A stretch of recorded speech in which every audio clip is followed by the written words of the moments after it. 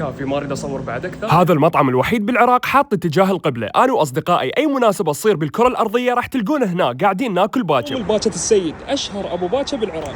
اول ما تدخلون راح تشوفون المطعم يتكون من طابقين، هذا الطابق الاول وهذا الطابق الثاني الخاص للعوائل. شوف النظافه والترتيب. الطابق الثاني بجلسات عربيه وبجلسات على الطاوله، واخر جلسه مطلة على الشارع. اويلي شوف القعده ايش قد حلوه. اول ما نجي نترك تكرمون الاحذيه هنا وندخل. شوفوا الجلسه العربيه كلش مريحه للعوائل. هذا هو اول مطعم بالعراق حاط لك اشاره القبله. بارك الله بيهم. اذن خلونا نصلي هسه. مانعين تشغيل الاغاني ولازم اللحم والمواد اللي يستخدموها كلها على الشريعه الاسلاميه.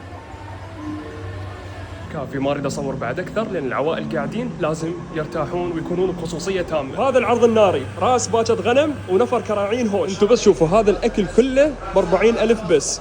لا اكيد مو هذا. وهذا العرض كله اللي دا تشوفوه سعره 40,000، راس باكة غنم نفر كراعين هوش. وهاي المقبلات اللي دا تشوفوها كلها ضيافه حقيقيه واحسب المواعين. ذايبه ذوبان بحيث صايره حلقوم. بعد ما تكمل اكل الباكة تعالوا اشرب شايك منه. شلون شاي يعدل الراس. اللهم صل على محمد وآل محمد. مطرة الدنيا، شلون شاي طيب ويا هذا المطر.